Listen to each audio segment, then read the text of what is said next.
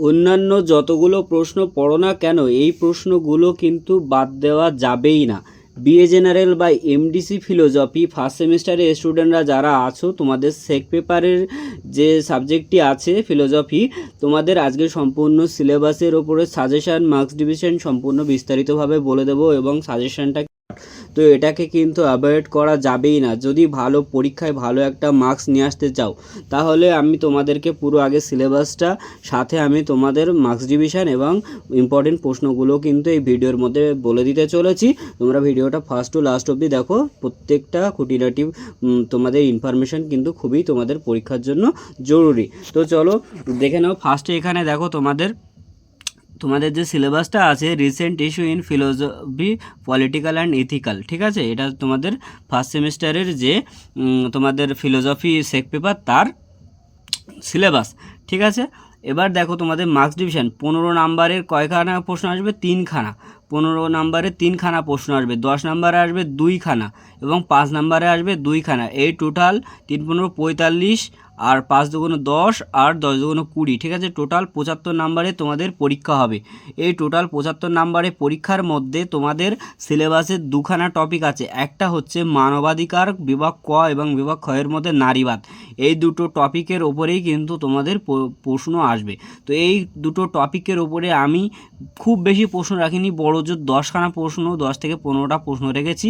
এই প্রশ্নগুলো কিন্তু তোমাদের বাদ দেওয়া যাবেই না। এবং এই সাবজেক্টের যদি নোটস পেতে বা অ্যান্সার পেতে কোথাও প্রবলেম হয়, ভিডিওর কমেন্ট বক্সে কমেন্ট করবে, আমি কিন্তু তোমাদের অ্যান্সার বা নোটস পেতে সহায়তা করব, ঠিক আছে? তো ভিডিওটা ফার্স্ট টু লাস্ট অবধি সুন্দরভাবে দেখো এবং বন্ধুদেরকে শেয়ার করো। তো চলো সাজেশানটা দেখে নেওয়া যাক।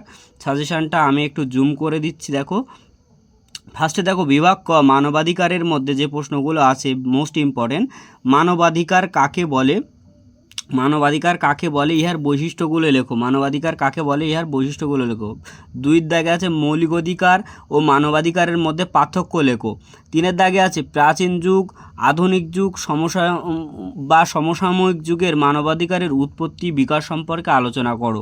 3 দাগে আছে মানবাধিকারের আদর্শগত ন্যায্যতা সম্পর্কে আলোচনা করো।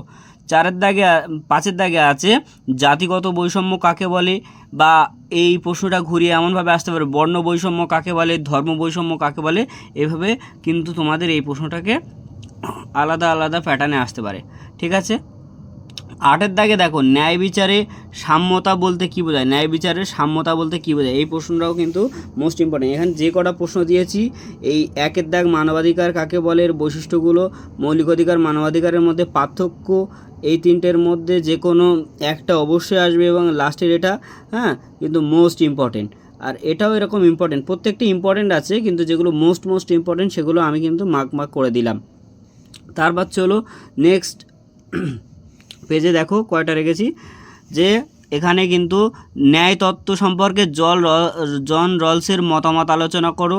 ন্যায় তত্ত্ব সম্পর্কে অমর্ত্য সেনের ধারণা আলোচনা করো। অথবা এই প্রশ্নটা এমনভাবে আসতে পারে, ন্যায় তত্ত্ব সম্পর্কে জন রলস ও অমর্ত্য সেনের ধারণার তোমার মতামত এবং পার্থক্য আলোচনা করতে আসতেও পারে, ঠিক আছে? এই প্রশ্নটা দেখো আমি 5টা 6টা কিন্তু স্টার মার্ক করে রেখেছি, এই প্রশ্নটা কিন্তু আসবেই, ঠিক আছে? এই ন্যায় তত্ত্ব সম্পর্কে জন রলস এবং অমর্ত্য সেনের ধারণা বা এদের মতামতের বিরোধিতা, এই প্রশ্নটা কিন্তু ঘুরিয়ে ফিরে বিভিন্ন রকমভাবে আসতে পারে, তাই এই প্রশ্নটা কিন্তু গুছিয়ে করে রাখবে, ঠিক আছে?